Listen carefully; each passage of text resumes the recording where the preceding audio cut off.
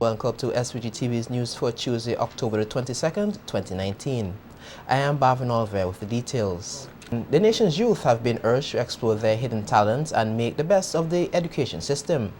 This encouragement came today from Prime Minister Dr. Ralph Gonsalves at the National Schools Independence Rally held at Victoria Park. Larissa Pauls the Kid tells us more in this report.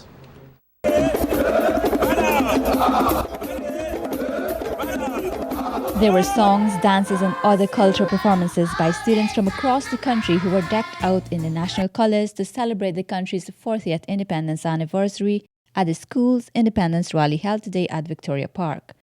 Guest speaker at the rally was Prime Minister Dr. Ralph Gonsalves, who urged students to be disciplined and explore their talents, bearing in mind that education revolution is taking place. Students, do your work, be disciplined. Don't hide your talents under the ground. Let them flow. Similar sentiments were expressed by Minister of Education St. Clair Jimmy Prince, who emphasized the need for continued growth in the education sector. Minister Prince outlined some of the progress made thus far, noting the $6.5 million EC spent on school repair program during the August holidays and appealed to persons not to vandalize the school property. Important that we work together to reduce, or better yet, eliminate the vandalism that currently occurs at many of our school plants.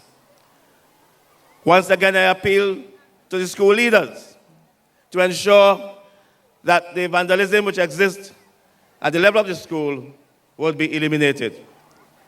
And I ask students themselves to be their own watchmen in terms of protecting the school plants.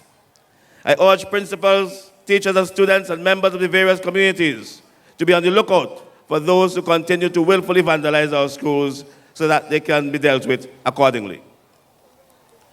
The Education Minister acknowledged the negative attitudes and behaviours of some students, which he said has the attention of the ministry. There are some vices, I must repeat, showing their ugly heads in our schools. Let us work together to eliminate them and ensure that our future remains bright. If we do not deal with these issues now, they will get out of control. Again, I appeal to school leaders to ensure that these vices are nipped in the bud. The theme for this year's Independence Anniversary is "With Strength, Honour and Dignity, we stand resolute at 40 and beyond." Reporting for SVG-TV News, Larissa Pauls-Kid. 49 students were presented with scholarships at today's school's Independence Rally. 10 national scholarships were awarded in addition to 9 national exhibitions and 30 bursaries. Minister of Education St. Clair Jimmy Prince congratulated recipients whom he said are pursuing different careers.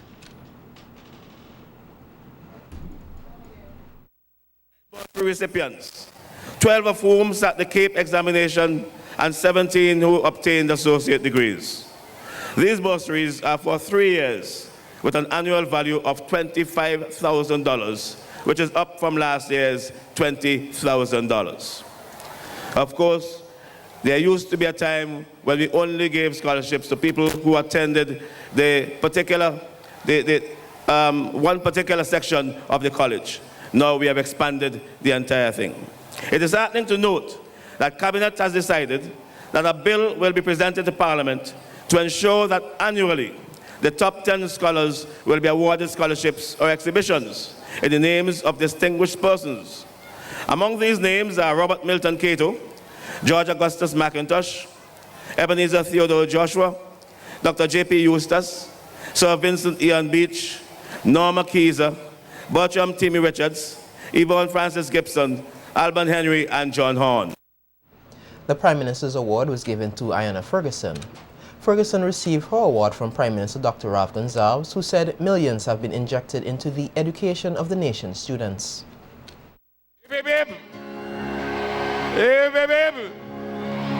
Hey, babe. She's absolutely magnificent.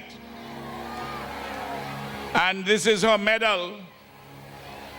And in addition, from this year, the one who gets the Prime Minister's award and the medal, we give an additional sum of money All the national scholars have 5 years scholarship, very well funded.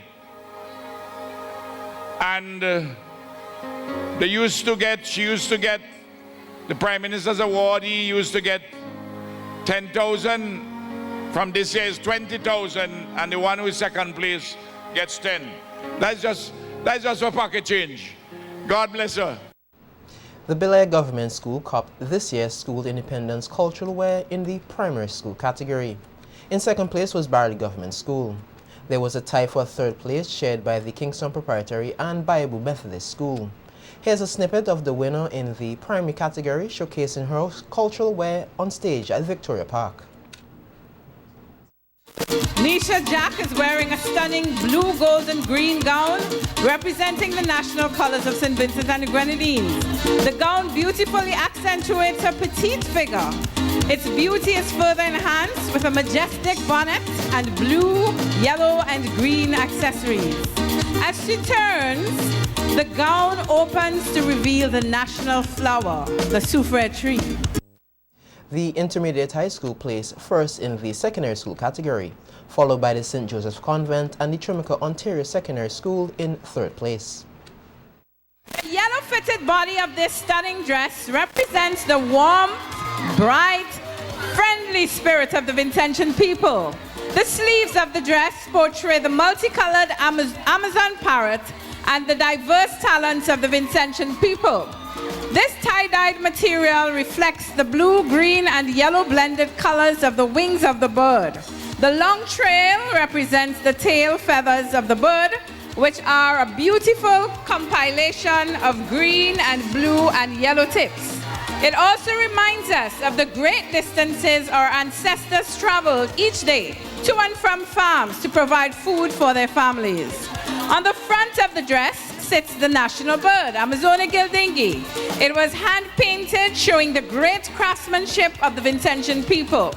The unique gold earrings highlight the beautiful sunset that lights up the golden sands along our crystal-clear beaches. There were 5 participants in the secondary category. 27 bursaries were handed over to students of the St. Vincent Community College by Generation Next Inc., a youth-based charity organization. Today's handing over ceremony was held at the Methodist Church Hall. Founder of Generation Next Inc., Senator Carlos James, said over a 6-year period, some 103 students have benefited from the organization's Access to College Education program, which started in 2013. Senator James said that the Generation Next is giving the students well-deserved resources so they can accomplish their dreams and become productive citizens to give back to their community and country.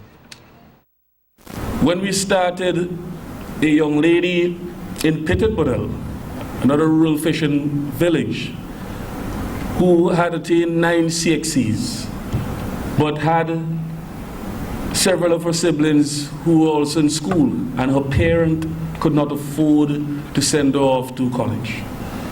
The idea came that this program must be used as an opportunity to ensure that despite the available resources educationally, we have to put the financial measures in place to support children.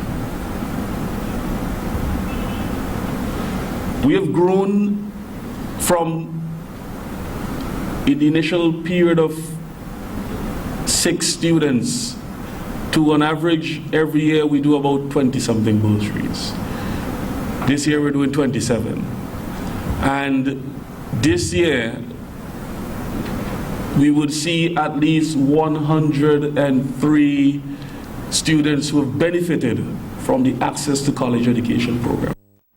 James said while the theme for the Independence celebrations this year is Renewal at 40, he thinks that changes should be made to rethink and reshape the education revolution to provide more opportunities for youngsters on the block who dropped out of school. But we need to rethink, reshape what we consider our education revolution. Because we have still young persons in rural communities who are still sitting idly by on blocks. Young men, you go up to them and you ask, why are you home? What are the skill sets you have? They aren't skilled. They left school at Form 2 and Form 3 and grade 6 in some respects. And we really have to put a lot more measures in place to facilitate and to train and to empower young people. It's very important that we look at that. So it's not just renewing at 40, but rethinking, reshaping, and retooling our education revolution. Parliamentary Secretary in the Ministry of Education, Senator Deborah Charles, thanked the founder of Generation Next organization for providing the much-needed financial assistance to the students and encouraged the recipients to make good use of the bursaries.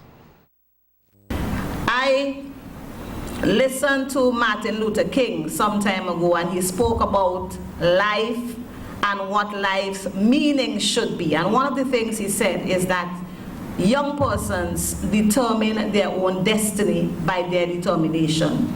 So that if you want to become a doctor, if you want to become a barrister at law, if you want to become a politician, if you want to become a drunkard, if you want to become somebody in the field of agriculture, it all depends on you. Spend time doing what you want to do. The only person who can stop you from accomplishing your dream would be you. It's not the person who stands in front of you every day as a teacher. It's not your parents, because you're old enough to determine what you want to become. So as you go forth with this little bursary you'll be given this afternoon, remember, you are the architects of your future. Your future depends on you, and it starts today. A special homecoming is being planned for a set of Amazona gilding parrots, the national bird of SVG, that were bred overseas. The population of the Amazona gilding parrots plummeted from over 3,000 to just around 350 after the 1979 volcanic eruption. As such, legislative and other programs were initiated to help protect the endemic species of parrots. Speaking at a news briefing, Senior Forestry Supervisor Cornelius Richards said a 7-year relationship between the government of SVG and the German Conservation of Threatened Parrots facility has yielded success, and a set of the Amazona gilding parrots bred at the facility will be coming home soon. The activities listed under this agreement is the keeping of a reserve captive stock away from the island for the purpose of replenishing the wild population should the need arise. So in 2012, 15 birds were taken to a breeding facility in Tasdorf, Germany, and these birds were scientifically paired with birds that were removed from St. Vincent before 1970, or offspring from these birds. Over the last 7 or so years, we have successfully formed viable pairs in Germany. And we think that the time has come to have a repatriation program of some of these younger birds to replenish our wild population stock here at the Botanical Gardens. And so, on the 4th of November, we will be repatriating initially 3 birds, 2 female, 1 male.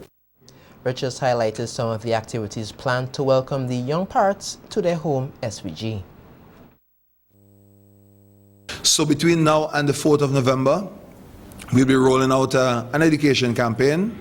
We now have several billboards that will be erected within schools and local communities, signaling the arrival of these birds. On the day of the arrival, these birds we're going to have at the Argyle International Airport a handing over ceremony officially, recognizing that these birds remain the sovereign property of St. Vincent and the Grenadines, and they have been our national emblematic symbol since 1979. And there will be several other activities, including a press conference where we'll give the public an opportunity to meet with these birds as they arrive and to see their new home, at least in quarantine initially, and in the next 2 or 3 weeks after their arrival, where they'll be placed within the Calvin Nichols Wildlife Complex. So I just want to let the public know that the program started at ACTP is now bearing fruits, or in fact now bearing parrots.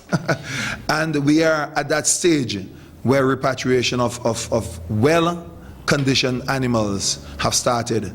And these 3 birds are just 3 of the first to come back over an extended period. Minister of Agriculture Subodh Caesar said the government has always paid close attention to conservation, noting that it is of critical importance to protect the local endemic species.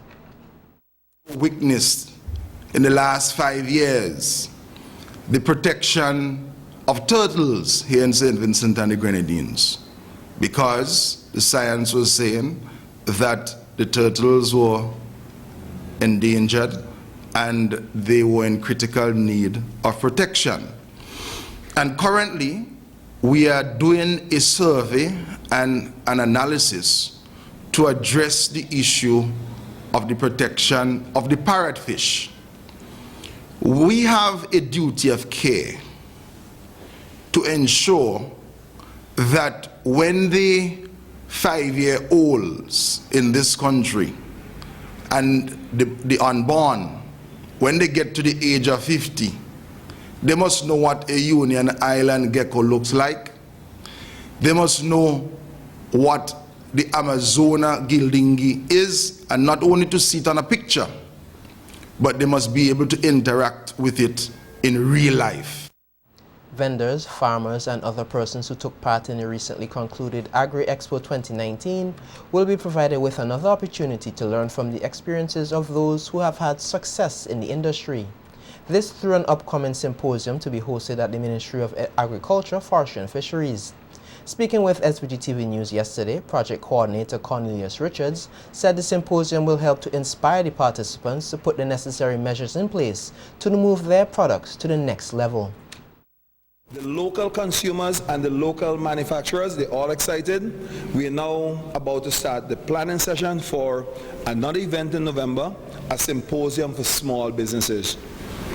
We're going to take all the small manufacturers who are present at the venue. We've spoken to them already. We've done our evangelical work, and we'll be bringing them to a one-day symposium where they can hear from successful young entrepreneurs in agriculture to inspire them to move to the next level. I mean, the days have long gone when you can produce 5 bottles of ketchup or of pepper sauce. Why can't we get our people to produce sufficient to make their business viable and to present professionally? That's the next challenge, and we'll be working on that soon. Richards yesterday described the 2019 National Agricultural Exposition as a resounding success. He said the expo gave the public a taste of the various elements of the country's agriculture sector and was well supported. The RSVG Police Force is investigating the shooting death of a Dennis Richardson, a resident of Glen. According to reports, the shooting incident took place at about 10 p.m. while Richardson was lying on a block near his home. His death brings the country's homicide count for the year thus far to 19. Our news team visited the area today and caught up with the victim's uncle, Augustus Richardson, who said he was inside of his house when he heard the gunshots ring out. Movies at the same time. So when I inside there, I hear, I didn't really take it at nothing real serious. But after down below me now, after I did inside the house and I hear the gunshot, and so I didn't really pay attention. But I have a nephew who was sitting down here. So after he heard the gunshot, he ran inside. Never to know is one minute with them all in. So I continued inside watching movie and things. So after I hear the night and thing, I see when I do look out the door, I see the whole street full up with people and police and things. So I come out, I ask what happened. Lo, I did right here and hear it, I ask what happened. They say, well, lo, I hear the gunshot. They say, a guy they below the bank. So when I take my flashlight and really peep out and thing, I see police around, and when I do look, it's my nephew. Richardson said his nephew's death is saddening to the family. He had to call me uncle. He's my sister's child, So with me now, I ain't gonna really, it's a death, and nobody ain't gonna really feel good, whether you're good or you're bad, it's the blood, you understand? So going down the road, I feel whoever do it going down the road is a wrong road. Okay, I don't know what really taking place, if it is a revenge thing or if it's a, what I mean? So I really feel, not really feeling too good, not really feeling too happy, because you're not going to see him again. It's gone, you know, so. The deceased is well known to the police and the court. He reportedly served time in prison for gun-related offenses and last jailed after he was found guilty of 2 counts of using disrespectful language in the court. Meanwhile, the body of an unidentified man was discovered earlier today on the rocks at the shoreline of a beach in the Rattlemill area. The body was reportedly discovered at around 8 a.m. by a resident using the beach. The police were called in to retrieve the body. A mock mediation in court session held last Friday concluded a week of activities hosted by the National Mediation Committee to promote court-connected mediation in the country. Persons who attended the session held at the House of Assembly building were provided with key information on the process of mediation.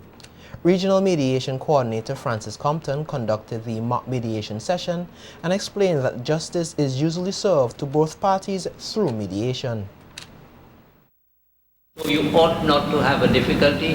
The only difficulty is to arrange, because of time difference, arrange the appropriate time to have your mediation.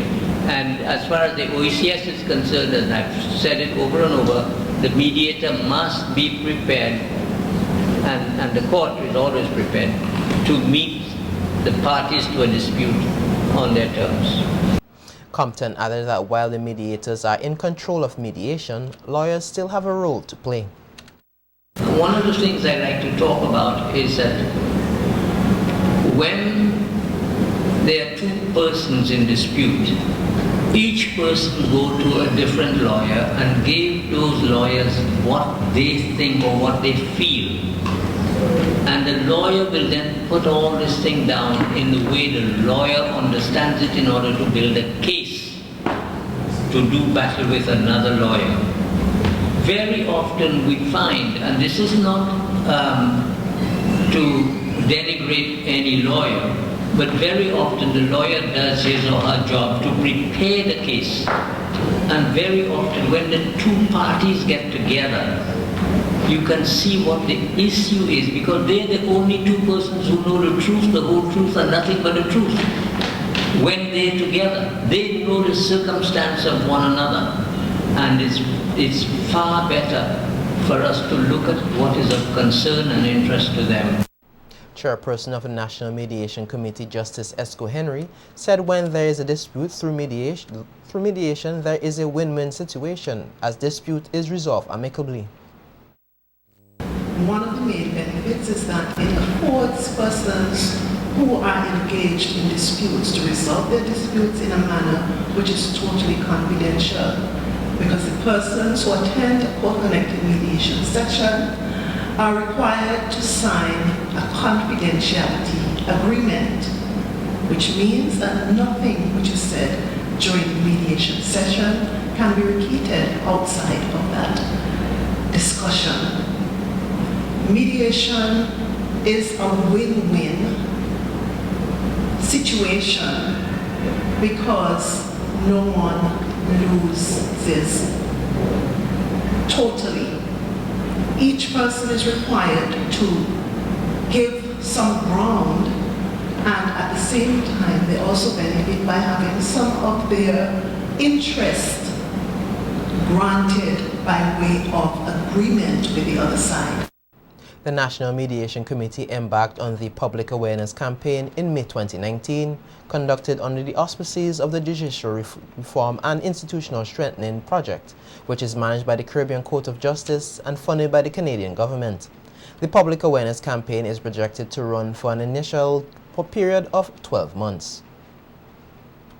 Local traditional cannabis cultivators and OECS workers intended to work on local, sub-regional and Canadian farms stand to benefit from a new training program in safe cannabis production methodologies. Through a program which will be launched by the SVG Medicinal Cannabis Authority MCA on Thursday, October 24, 2019. A news release from the MCA said the initiative is expected to place traditional cultivators in a position that will improve production and productivity in the medicinal cannabis industry. It said the training course will include theoretical and practical learning in the efficient production of cannabis indoor, greenhouse and outdoor settings, along with training on industrial standards relating to good agricultural and collection practices. The authority said upon completion of the training, which cost will be absorbed, participants will be provided with a certificate. The program, it said, forms part of the government's overarching mandate to ensure the smooth transition of traditional cultivators of cannabis into legitimate medicinal cannabis industry. More than 100 Vincentians, comprising a significant number of traditional cultivators, have so far found temporary employment in the medicinal cannabis industry. The Medicinal Cannabis Authority said these persons are provided valuable skills in preparation work to establish activities at various sites, including land clearing, excavation, installation of fencing and irrigation systems, assembly of greenhouses, and soil preparation.